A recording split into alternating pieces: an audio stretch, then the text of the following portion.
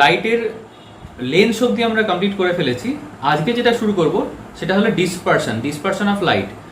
Light যখন প্রিজমের ভেতর দিয়ে যায়, প্রিজমের ভেতর দিয়ে ট্রাভেল করে, তখন যদি হোয়াইট লাইট ট্রাভেল করে, তখন সেক্ষেত্রে হোয়াইট লাইটের যে কম্পোনেন্ট কালারগুলো আছে, কনস্টিটিউয়েন্ট যে কালারগুলো আছে, 7টা কালার আছে হোয়াইট লাইটের ভেতরে, সেই 7টা কালার তাদের স্পিডগুলো আলাদা করে ফেলে, চেঞ্জ করে ফেলে। আর সেই কারণে যখন ডিফারেন্ট মিডিয়ামের ভেতর দিয়ে যাচ্ছে, তখন ওদের স্পিড আলাদা হয়ে যাওয়ার জন্য ওরা আর একসাথে ট্রাভেল করতে পারে না, তাই 7টা কালার ভেঙে যায়। এই যে ঘটনাটা, এই ঘটনাটাকে বলা হয় ডিসপারশন। আর এই ডিসপারশনের পরে আমি যে ব্যান্ড অফ 7 কালার্স পাচ্ছি, এই 7টা কালারকে বলা হয় ভিজিবল স্পেকট্রাম। আর আমি শুধু হোয়াইট লাইট কেন, আমি ইলেকট্রোম্যাগনেটিক ওয়েভের যে বিশাল ফ্যামিলি আছে, starting from radio wave to gamma ray, বা অনেক ক্ষেত্রে কসমিক রেকেও ধরা হয়, তো এই পুরো ফ্যামিলিটার ক্ষেত্রে কিন্তু স্পেকট্রাম ফর্ম হয়, মানে প্রিজমের ভেতর দিয়ে ট্রাভেল করলে ওদের ডিসপারশন হয়। এখন যদি প্রিজমের ভেতর দিয়ে এই ব্যান্ড অফ কালার্স বা হোয়াইট কালার, মানে যেগুলো সেকেন্ডারি কালার না ট্রাভেল করে একটা মনোক্রোমাটিক বা প্রাইমারি কালার ট্রাভেল করে, তাহলে সেক্ষেত্রে কি হবে? সেক্ষেত্রে ওই কালারটার ডিসপারশন তো হবে না, কারণ ওর মধ্যে কোনো কনস্টিটিউয়েন্ট কালার নেই, একটা কালারই যাচ্ছে। সেক্ষেত্রে ওর শুধু ডেভিয়েশন হবে, মানে ও যে পাথে যাচ্ছিল সেই পাথে না গিয়ে পাথটা বেঁকে যাবে, চেঞ্জ হয়ে যাবে। সেটা রিফ্রাকশনের ক্ষেত্রে হয়। রিফ্রাকশনের ক্ষেত্রে আমরা দেখেছি মিডিয়াম চেঞ্জ হলে রের যে ডিরেকশনে যাচ্ছিল সেই ডিরেকশনটা বদলে যায়। এই ক্ষেত্রেও সেম জিনিস হবে। তাহলে একটা প্রিজমের ভেতর দিয়ে লাইট গেলে, হোয়াইট লাইট গেলে, যতটা ও ডিসপার্স করতে পারবে, মানে ওর অ্যাঙ্গুলার ডিসপারশন যতটা হবে, অন্য প্রিজমের ভেতর দিয়ে যখন লাইট যায় অ্যাঙ্গুলার ডিসপারশনটা আলাদা হতেই পারে। তো এই যে ঘটনাটা বা এই যে ক্ষমতাটা, এই ক্ষমতাটাকে বলা হয় ডিসপারসিভ পাওয়ার। তাহলে আজকে বেসিক্যালি আমরা এই যে প্রিজমের ভেতর দিয়ে লাইট গেলে যে ডিসপারশন হয়, তার জন্য যে ডেভিয়েশন হচ্ছে প্রত্যেকটা কালারের, সেই ডেভিয়েশনের ফর্মুলাটা বের করব। আর তার সাথে প্রিজম ফর্মুলা বের করব। প্রিজম ফর্মুলা যদিও আগের ছোট অনেক নিচু ক্লাসে ছিল, 8-এ না 9-এ বোধহয় ছিল। এছাড়াও আমরা যেটা নতুন এখানে করবো সেটা হলো angular dispersion and dispersive power. Dispersion বলতে যখন একটা লাইট বা হোয়াইট লাইট প্রিজমের মধ্যে ঢোকে, প্রিজমের মধ্যে থেকে যখন বেরোয়, তখন এই হোয়াইট লাইটটা ওর যে কনস্টিটিউয়েন্ট কালার্স, মানে 7টা যে কালার আছে, সেই কালারে ডিভাইড হয়ে যায়। এই যে ফেনোমেনা, এই যে ইনসিডেন্টটা, এটাকেই বলা হয় ডিসপারশন অফ লাইট। কিন্তু যদি একটা মনোক্রোমাটিক লাইট, মানে শুধু একটাই কালার প্রিজমের মধ্যে ঢোকে, তাহলে সেই কালারটা কিন্তু ভেঙে যাওয়ার তার কোনো চান্স নেই। তখন ওই কালারটার ক্ষেত্রে আমরা একটা ডেভিয়েশন দেখব। তাহলে একটা প্রিজমের মধ্যে দিয়ে যখন কোনো লাইট ঢোকে, তখন দুটো ঘটনা ঘটে।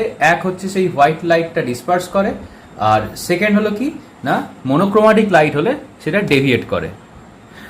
এবারে একটা প্রিজম ড্র করছি। এই প্রিজমটার এটা হলো টপ ভিউ। এখানে যদি হোয়াইট লাইট এসে পড়ে, তাহলে এই হোয়াইট লাইটটা 7টা কনস্টিটিউয়েন্ট কালারে ভেঙে যাবে। এখান থেকে ভাঙতে শুরু করবে। আমি ধরছি ওপরেরটা সবচেয়ে কম ডেভিয়েশন হবে, দ্যাট ইজ রেড, আর নিচেরটা সবচেয়ে বেশি ডেভিয়েশন হবে, উইচ ইজ ভায়োলেট। এটা বাইরের দিকে বেরোলো, এটা এরকম নিচের দিকে যাবে। এর মাঝখানে বাকি সব কালারগুলো আছে। এই যে ইনসিডেন্টটা, এটাকেই বলা হচ্ছে ডিসপারশন। লাইটটা ডিসপার্স করে যাচ্ছে।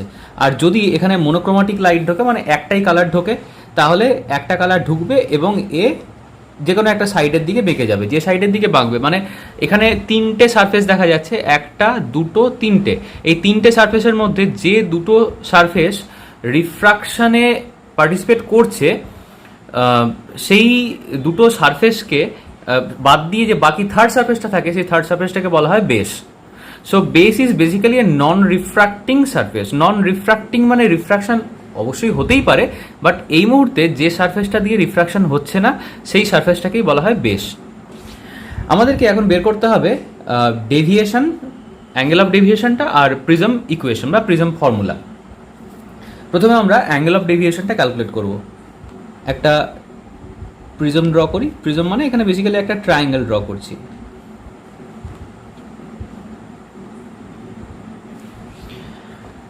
এটা ট্রায়াঙ্গেলের 3টে পয়েন্ট এ বি সি। এই যে অ্যাঙ্গেলটা, এই অ্যাঙ্গেলটাকে প্রিজম অ্যাঙ্গেল বলা হয়।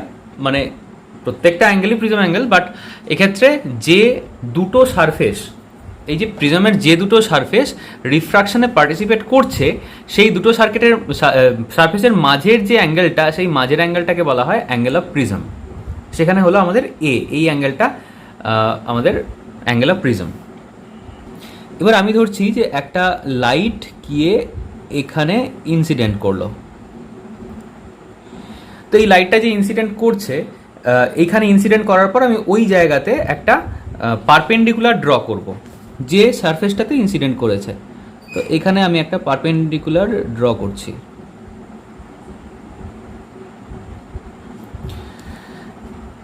এবার কি হবে, এই যে অ্যাঙ্গেলটা, এই অ্যাঙ্গেলটা হলো অ্যাঙ্গেল অফ ইনসিডেন্স আই, আর যেহেতু রেয়ারার থেকে ডেন্সার মিডিয়ামে ঢুকছে, কাজেই এর কোন দিকে বাঁকবে, টুয়ার্ডস দ্য নর্মাল বেঁকে গেল, বেঁকে গিয়ে এখানে এসে পড়লো। এই যে অ্যাঙ্গেলটা, এই অ্যাঙ্গেলটাকে ধরছি R1। R1টা কি, R1টা হলো অ্যাঙ্গেল অফ রিফ্র্যাকশন। সেকেন্ড সারফেসে যখন পড়লো, আমি এই সারফেসের ওপরও একটা পারপেন্ডিকুলার ড্র করছি এখান থেকে। তাহলে এই যে অ্যাঙ্গেলটা, এটা সেকেন্ড টাইম ইনসিডেন্ট করছে, এটাকে আমি ধরছি R2। ডেন্সার মিডিয়াম এখান থেকে যাচ্ছে ও রেয়ারের মিডিয়ামে, তাহলে অ্যাওয়ে ফ্রম দ্য নর্মাল বেঁকে যাবে। সো এই দিকেও বেঁকে গেল। এই যে অ্যাঙ্গেলটা, এটাকে অনেক সময় I2 ধরা হয়, বা এখানে আমি ধরবো E is basically the angle of emergence. এবার আমাদের এই যে দুটো পারপেন্ডিকুলার যে পয়েন্টে ইনসিডেন্ট করেছে, সেই পয়েন্টটার আমি একটা নাম দেবো, বাকি সবগুলোরই একটা করে নাম দিয়ে দেবো। ABC, এটাকে D পয়েন্ট ধরি, এটাকে E পয়েন্ট ধরি, আর এটাকে F।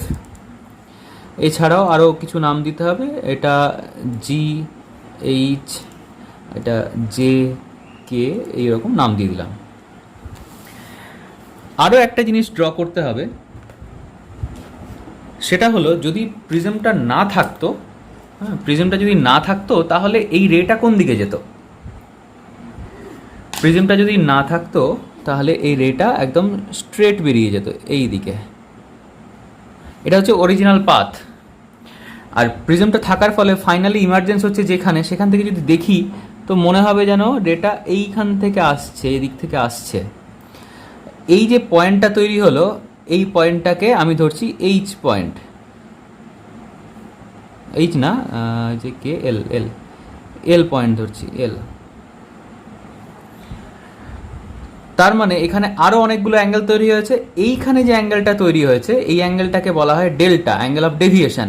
আর এই মাঝে যে ছোটো ছোটো অ্যাঙ্গেলগুলো ভেতরে, এগুলো একটা ধরলাম Δ1, অন্যটা Δ2।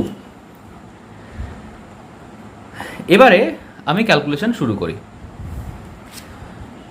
একটা জিনিস দেখতে পাচ্ছি যে এই যে HF লাইন আর GL বা G, এই যে স্ট্রেট লাইনটা, এরা ইন্টারসেক্ট করেছে, মানে মাঝখানে কাট করেছে।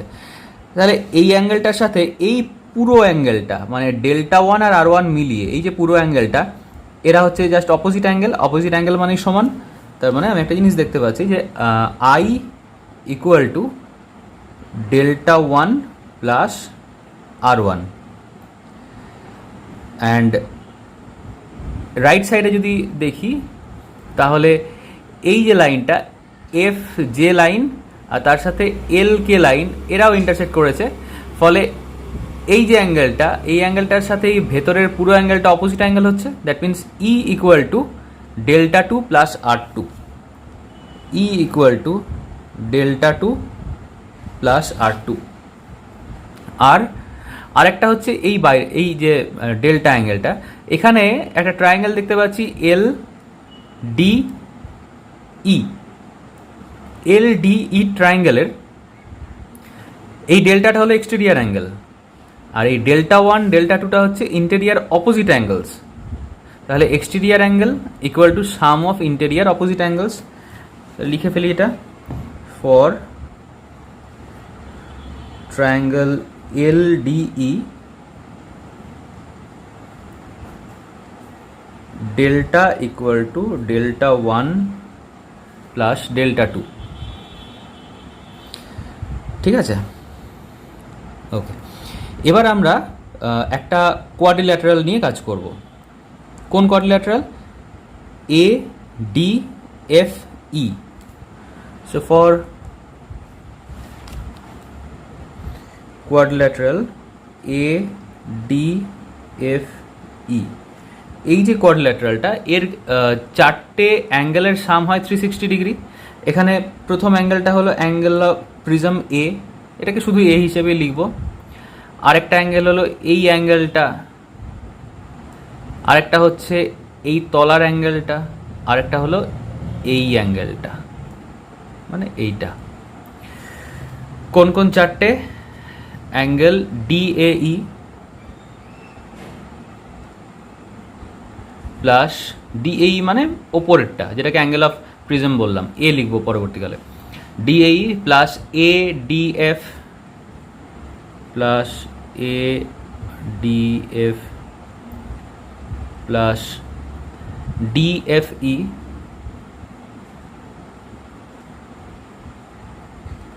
Plus FEA equal to 360 degree. তার মধ্যে প্রথম যেটা, সেটা শুধু angle of prism A. ADF এটা হলো 90 ডিগ্রি, বিকজ এই এইচএফ যে লাইনটা ছিল, এইচএফ লাইনটা ছিল perpendicular to A B side, তার মানে এই ভেতরের অ্যাঙ্গেলটা 90 ডিগ্রি পুরোটা, so it is 90 degree. Plus DFE, এইটা এবার লিখবো ডিএফই, যেমন আছে লিখে দিই,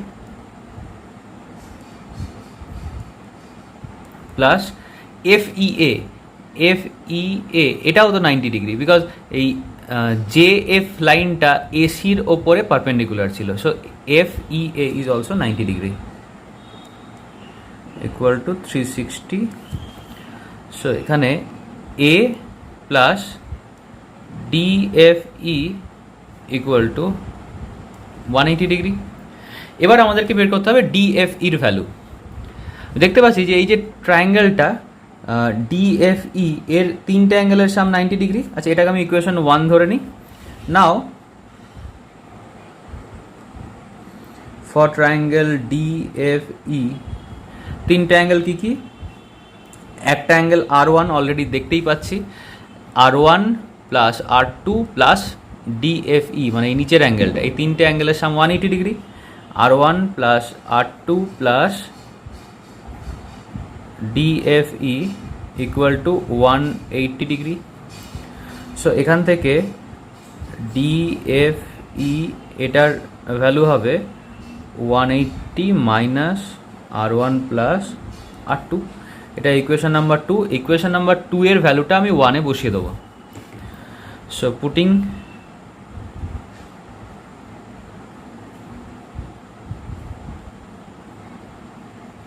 value of DFE from equation 2 in 1 বসিয়ে দিলে হবে angle A plus 180 minus R1 plus R2, just এই ডিএফির ভ্যালুটা বসিয়ে দিলাম, ইকুয়াল টু 180 ডিগ্রি। দুদিকে 180 কেটে গেল, therefore angle A equal to R1 plus R2। এটা আমাদের কাছে ইকুয়েশন নাম্বার 3। অ্যাঙ্গেল এ মানে অ্যাঙ্গেল অফ প্রিজমটা আমি পেয়ে গেলাম। এবার বের করব ডেল্টা। আমরা অলরেডি দেখেছি যে এখানে যে ইকুয়েশনটা আছে I equal to delta 1 plus R1, এখান থেকে আমি একটা লাইন এক্সট্রা করে নিই, delta 1 equal to I minus R1, and নিচেরটাতে delta 2 equal to E minus R2। So এই ডেল্টা 1 আর ডেল্টা 2 এই যে দুটো ভ্যালু, এটা আমি এই ইকুয়েশনে বসিয়ে দেবো। সো ইট ইজ, আচ্ছা নিচেই লিখি, নাও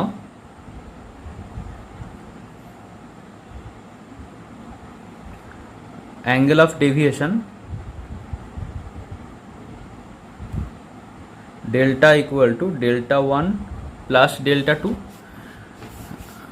so delta 1 এর ভ্যালুটা হচ্ছে I minus R1 plus E minus R2, so it is I plus E minus R1 plus R2, আর এই R1 plus R2 এটা হলো A, so I plus E minus A।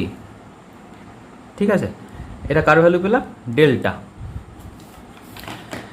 এবারে আমরা করব কি, আমরা স্নেলস ল অ্যাপ্লাই করব।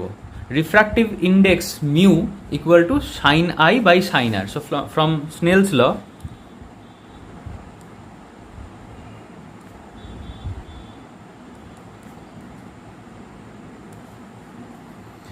mu equal to sin I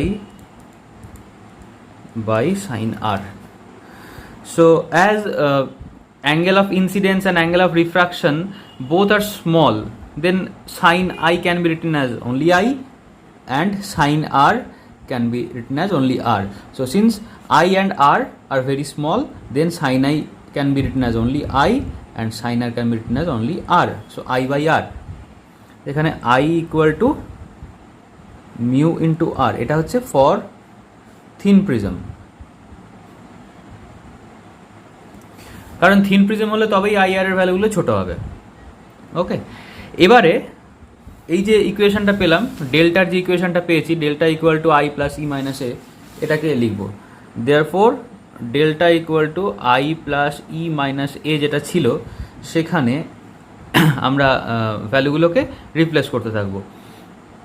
এটা তো আমি একটা পয়েন্টের জন্য করেছি, মানে আই আর আর ওয়ানের জন্য, ঠিক আছে, আই আর আর ওয়ান। এই সেম জিনিস আমি যদি সেকেন্ড পয়েন্টটার জন্য করতাম, সেকেন্ড পয়েন্ট মানে এই পয়েন্টে, ই পয়েন্টে যদি অ্যাপ্লাই করবো, এটা হচ্ছে at point H, at H. যদি এই সেম জিনিসটাই আমি অ্যাট ই অ্যাপ্লাই করতাম, তাহলে মিউ হতো একই জিনিস, মিউ হতো জাস্ট এখানে E by R two, E by R two, সেক্ষেত্রে ই হয়ে যেত মিউ ইন্টু আর টু। তাহলে এই আই এর ভ্যালু আর ই এর ভ্যালুটা আমি এখানে বসিয়ে দেবো। আই এর ভ্যালু হবে mu R one plus E এর value mu R two minus A. So it is mu into R one plus R two minus A, মানে mu A minus A. So it is mu minus one into A delta. It is the expression of angle of deviation for thin prism. এবার আমাদেরকে বের করতে হবে prism formula. Prism formula মানে আমরা mu এর ভ্যালুটা বের করব, মানে রিফ্র্যাক্টিভ ইন্ডেক্সের ভ্যালুটা বের করব। আমরা অলরেডি দেখেছি যে ডেভিয়েশনটা হচ্ছে কোথা থেকে? এখান থেকেই ডেভিয়েট করা শুরু করছে। এখানে আমাদেরকে প্রিজম ফর্মুলা বের করার জন্য বের করতে হবে অ্যাঙ্গেল অফ মিনিমাম ডেভিয়েশন। তো মিনিমাম ডেভিয়েশন কিভাবে হয়? এইটা ইনসিডেন্ট রে, এটা হচ্ছে ইমার্জেন্ট রে। যদি আমি প্রিজমটাকে এখান থেকে ঘোরাতে থাকি উল্টো দিকে, তাহলে দেখব যে এই রেটাও উপরের দিকে উঠছে। আবার যদি প্রিজমটাকে ক্লকওয়াইজ ঘোরাই, তাহলে এটা নিচের দিকে নামবে, এটাই স্বাভাবিক। কিন্তু যদি আমি অ্যান্টি ক্লকওয়াইজ ঘোরাতে থাকি, দেখবো যে এই রেটাকে ফিক্স রেখে, মানে ইনসিডেন্ট রেটাকে ফিক্স রেখে যদি প্রিজমটাকে অ্যান্টি ক্লকওয়াইজ ঘোরাই, তাহলে দেখবো এই রেড কালারের যে পেনটা, মানে ওই ইমার্জেন্ট রেটা একটু একটু উপরের দিকে উঠছে। আমি কন্টিনিউয়াসলি এই প্রিজমটাকে অ্যান্টি ক্লকওয়াইজে ঘোরাচ্ছি, বাট এই রেটা দেখবো কিছুটা ওঠার পর ঠিক একটা পার্টিকুলার পয়েন্ট থেকে ও আবার বাউন্স ব্যাক করতে শুরু করছে, নিচের দিকে নামতে শুরু করবে। মানে প্রিজমটা আমি অ্যান্টি ক্লকওয়াইজে ঘোরাচ্ছি, বাট এই পেনটা মানে এই রেটা উপরের দিকে উঠতে উঠতে হঠাৎ একটা জায়গা থেকে নিচে নামতে শুরু করবে। ঠিক যে জায়গা থেকে ও নিচে নামতে শুরু করবে, সেই জায়গাটাকে বলা হয় অ্যাঙ্গেল অফ মিনিমাম ডেভিয়েশন বা মিনিমাম ডেভিয়েশন পজিশন। আমাদের সমস্ত অঙ্ক কিন্তু ওই জায়গাতে, মিনিমাম ডেভিয়েশন পজিশনে। মিনিমাম ডেভিয়েশন কখন হয় তার একটা গ্রাফ আমি ড্র করি। মানে আমি প্রিজমটাকে ঘোরাচ্ছি মানে আস্তে আমি আইটাকে চেঞ্জ করছি। এই যে আই আছে, আইটাকে আস্তে আস্তে ছোট করছি। যখন অ্যান্টি ক্লকওয়াইজ ঘোরাচ্ছি মানে কি, এইচটা আরও, মানে এই যে পারপেন্ডিকুলারটা সেটা আরও এদিকে ইনক্লাইন্ড হয়ে যাচ্ছে, দেয়ারফর আই এর ভ্যালুটা কমতে থাকছে। ফলে আমি যদি একটা গ্রাফ ড্র করি ডেভিয়েশনের সাথে, মানে অ্যাঙ্গেল অফ ইনসিডেন্সের সাথে ডেভিয়েশন, এদিকে আই আর এদিকে ডেল্টা, তাহলে দেখা যায় এইরকম একটা গ্রাফ আসে, এইরকম একটা গ্রাফ আসে। এ যে lowest point, it denotes the angle of minimum deviation.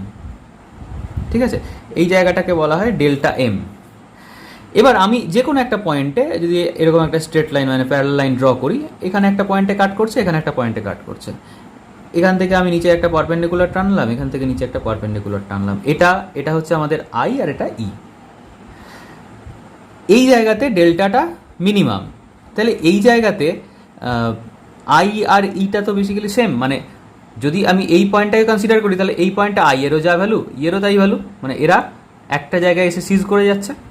therefore at minimum deviation position I minus E becomes 0, এদের মধ্যে কোনো ডিফারেন্সই থাকছে না, বা ই মাইনাস, এখানে গ্রাফ অনুযায়ী E minus I become 0, therefore E equal to I, and also E আর I যদি সমান হয় তাহলে দেখবো এখানে আর ওয়ানটা আর টুর সাথেও সমান হয়ে যাচ্ছে। মানে মিনিমাম ডেভিয়েশন হতে গেলে ই আর আইটাকে সমান হতে হবে, as well as R one and R টুটাকে সমান হতে হবে। এবার আমাদের আগের যে ফর্মুলাগুলো ছিল যেখানে আমরা ডেল্টা বের করেছি, সো নাও ডেল্টা মানে ডেভিয়েশনটা আগে ছিল কি ডেল্টা, এখন লিখবো ডেল্টা এম মানে মিনিমাম ডেভিয়েশন। সেটার আগের ফর্মুলাটি ছিল কি আই প্লাস ই মাইনাস এ, এটাই তো ছিল নাকি? এই যে আই প্লাস ই মাইনাস এ, আগে এই ফর্মুলাটা ছিল। এখন যেহেতু আই আর ই সমান, আমি এটাকে লিখতে পারি 2i মাইনাস এ ডেল্টা এমটা। So 2i equal to delta M plus A, so এখান থেকে I equal to delta M plus A by 2। এটা আমি কি পেলাম? এটা angle of incidence. Similarly A equal to আমি জানতাম A equal to R one plus R two, যেহেতু আর ওয়ান আর টু সমান তাহলে এ ইকুয়াল টু 2r1, বা সিম্পলি আমি আর হিসেবে ধরে নিতে পারি। তাহলে এখান থেকে আর ওয়ান ইকুয়াল টু, আচ্ছা দুটোই যেহেতু সমান আমি 2r ধরছি, angle of refraction r, so r equals to A by 2। এই যে দুটো ভ্যালু আই আর আর পেয়ে গেলাম, এটাকে আমি স্নেলস লতে বসাবো। ফ্রম স্নেলস ল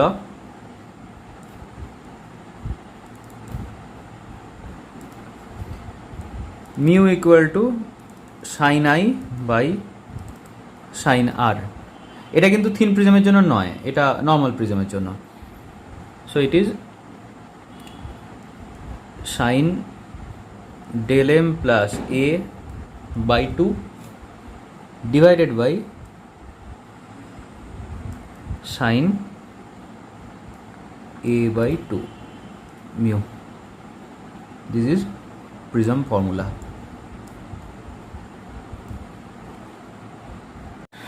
এবার আমরা যেটা বের করব angular dispersion and then dispersive power.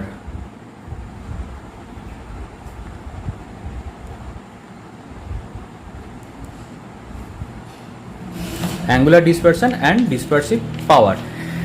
আগে আমাদেরকে জানতে হবে যে ডিসপারশন হয় কেন, ডিসপারশন কাকে বলে। ডিসপারশনের ডেফিনেশন যদি আমরা এভাবে বলি যে dispersion is the phenomenon of splitting of a beam of white light into its constituent colours on passing through a prism. So the band of 7 colours is obtained and is called spectrum. স্পেকট্রামটা visible হবে এক্ষেত্রে যদি আমি white light নিয়ে করি।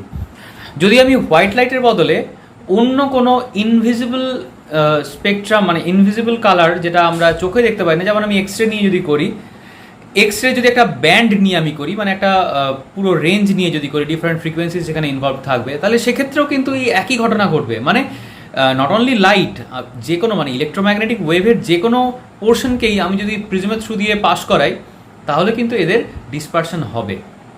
হ্যাঁ, এক্ষেত্রে X ray ক্রিস্টালোগ্রাফিটা কিন্তু এই পদ্ধতিতে কিছুটা কাজ করে অবশ্যই। এবার কেন, মানে এরা কেন ডিসপার্স করে, ভেঙে যায় কেন? তার কারণ হচ্ছে যে লাইট যখন একটা মিডিয়াম থেকে অন্য মিডিয়ামে যায় তখন একমাত্র ওর একটাই কম্পোনেন্ট কনস্ট্যান্ট থাকে, আনচেঞ্জড থাকে, দ্যাট ইজ কল্ড ফ্রিকোয়েন্সি।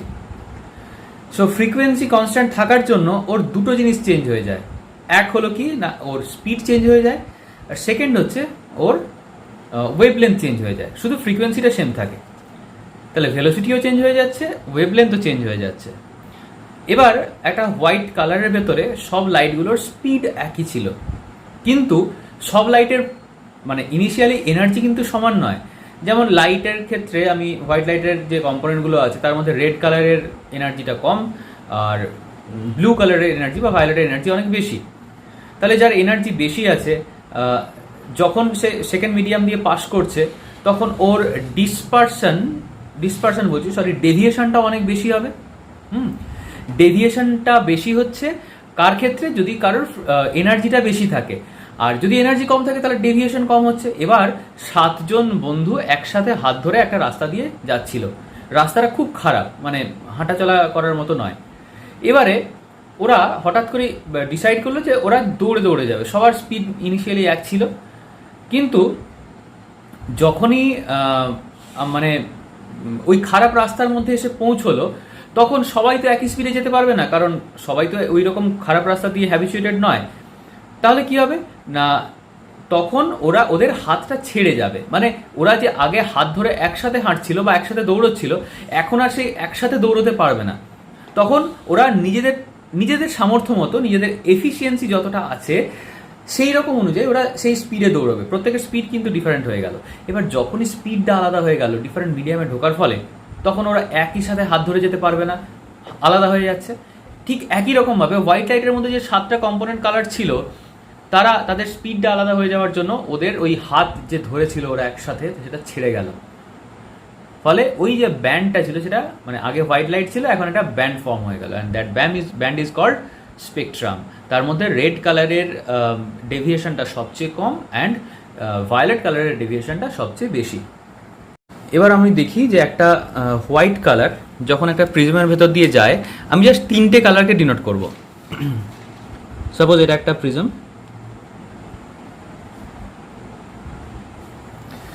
এখানে একটা হোয়াইট লাইট এসে পড়লো এবং এ ভাঙতে শুরু করলো। একটা এদিকে যাচ্ছে, একটা এইদিকে যাচ্ছে, আর মাঝখান দিয়ে আমি ধরছি ইয়েলোটা যাচ্ছে। এবার এরও ডেভিয়েশন হচ্ছে এইদিকে, ভায়োলেটের একদম নিচের দিকে, আর ইয়েলোটার মিডল বরাবর। ওপরেরটা রেড, মাঝেরটা ইয়েলো, আর এটা ভায়োলেট। A B C. এখন যদি এই প্রিজমটা না থাকতো, তাহলে এই হোয়াইট লাইটটা এই পাথে স্ট্রেট বেরিয়ে যেত, আনডেভিয়েটেড পাথ। এই আনডেভিয়েটেড পাথের সাথে ইয়েলো কালার যে অ্যাঙ্গেলটা করেছে, দ্যাট ইজ অ্যাঙ্গেল অফ ডেভিয়েশনটা আমি ধরলাম ডেল্টা। আনডেভিয়েটেড পাথের সাথে রেড কালারটা যে ডেভিয়েশন অ্যাঙ্গেলটা তৈরি করেছে, সেটা ডেল্টা আর। আর অ্যাঙ্গেল অফ ডেভিয়েশন মানে আনডেভিয়েটেড পাথের সাথে ভায়োলেট কালারটা যে অ্যাঙ্গেল তৈরি করেছে, সেটা ডেল্টা ভি। ওকে, এবারে আমরা আমাদের যে ডেভিয়েশনের ফর্মুলাটা আছে, we have for thin prism delta equal to mu minus 1 into A, এটা আমরা জানি। এবার যখন আমি ভায়োলেটের জন্য করছি, for violet delta V equal to refractive index for violet minus 1 into A. For red delta R equal to mu R minus 1 into A. আরেকটা হবে যদি আমি ইয়েলোর জন্য করি। এবার ইয়েলোর জন্য আমি আলাদা করে করবো না, because yellow is the mean. So এটা হচ্ছে ইয়েলোর জন্য। ওকে, এরপরে আমরা এই যে দুটো ইকুয়েশন পেলাম, এটাকে আমি ইকুয়েশন নাম্বার 1, এটাকে ইকুয়েশন নাম্বার 2 ধরে নিই। বেশি ডেভিয়েশন হয়েছে কার? ভায়োলেটের। তাহলে 1কে 2 মানে 1 থেকে 2টা মাইনাস করবো। দেয়ারফর যার বেশি ডেভিয়েশন হয়েছে ডেল্টা ভি, তার থেকে কম ডেভিয়েশনটা মাইনাস করে দিলাম। So mu V minus 1 into A minus mu R minus 1 into A. So এটা যদি কমন নিয়ে নিই, ভেতরে থাকছে mu V minus 1 minus mu R plus 1। So 1 1 কেটে গেল। হ্যাঁ, কী থাকছে? Mu V minus mu R into A. এই যে ইকুয়েশনটা আমি পেলাম, delta V minus delta R, this is called angular dispersion. It is the expression for angular dispersion. এবার আমি বের করবো ডিসপারসিভ পাওয়ার।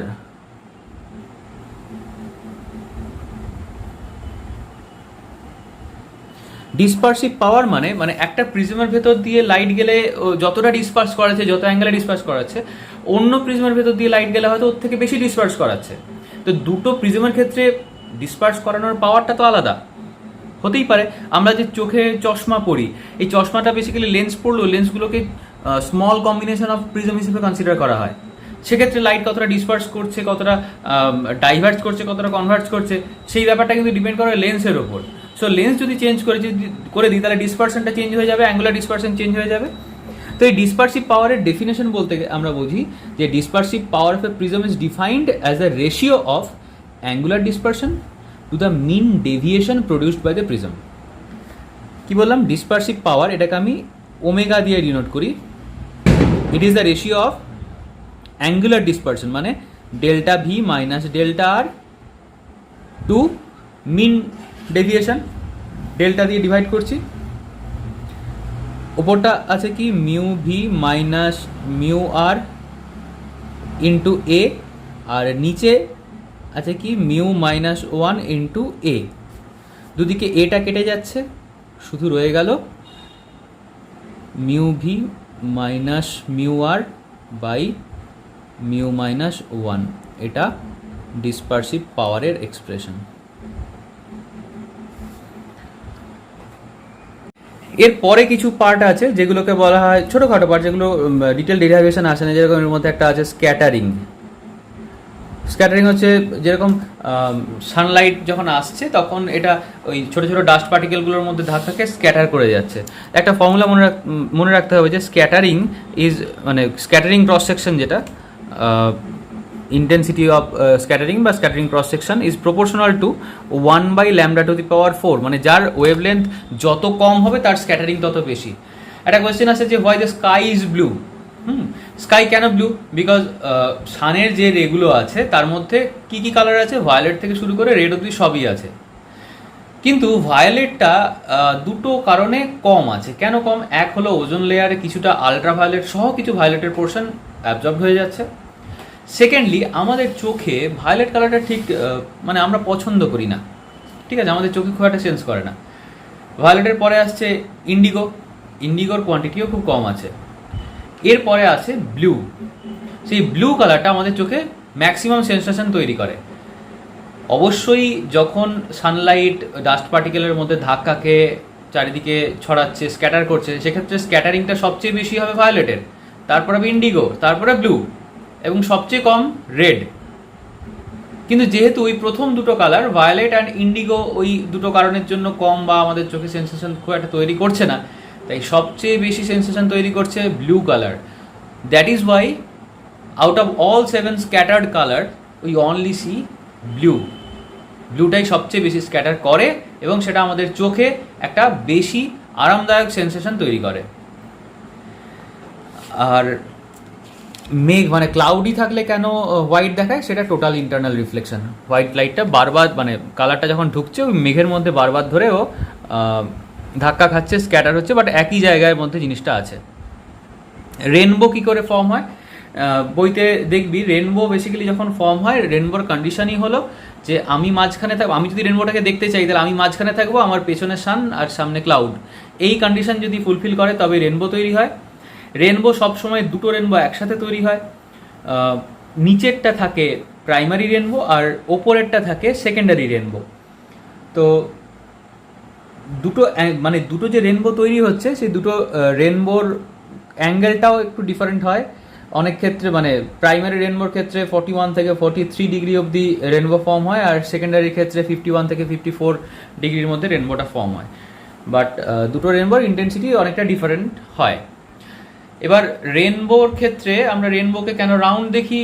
কারণ আর্থের শেপটা যেরকম আমরা সব কিছুকেই মানে রাউন্ড দেখাটাই পছন্দ করি, বা আমাদের নেচারের শেপটাই হচ্ছে স্ফেরিক্যাল। আর সত্যি যদি আমি কোনো একটা উঁচু জায়গাতে, অনেক উঁচু জায়গাতে উঠে যেতে পারতাম, কিন্তু মাউন্ট এভারেস্টের ওপর যদি উঠে আমি ক্লাউড দেখতে পেতাম, যদিও মাউন্ট এভারেস্ট ক্লাউডের ওপরে থাকে, তো যদি এইরকম কোনো উঁচু জায়গায় উঠে আমি রেনবো দেখতে পাই তাহলে হয়তো অনেক ক্ষেত্রে যেটা আমরা বো শেপ দেখি মানে হাফ রাউন্ড, সেটা হয়তো ফুল রাউন্ড বা ফুল রাউন্ডের কাছাকাছি দেখতে পেতাম। যেহেতু আমরা একটা স্ফেরিক্যাল পোর্শনের মধ্যে বাস করছি, সেই কারণে সেই অনুযায়ী আমরা শেপটাকে দেখবো, এছাড়া আর কোনো রিজন নেই। অপটিক্সের ম্যাক্সিমাম মানে রে অপটিক্সের ম্যাক্সিমাম পার্টটাই কমপ্লিট। এর পরের দিন ইদার আমরা অপটিক্যাল ইনস্ট্রুমেন্ট শুরু করব বা ওয়েভ অপটিক্সের দিকে যাব। আজকে তাহলে ডিসপারশন চ্যাপ্টারটা এখানেই কমপ্লিট হলো।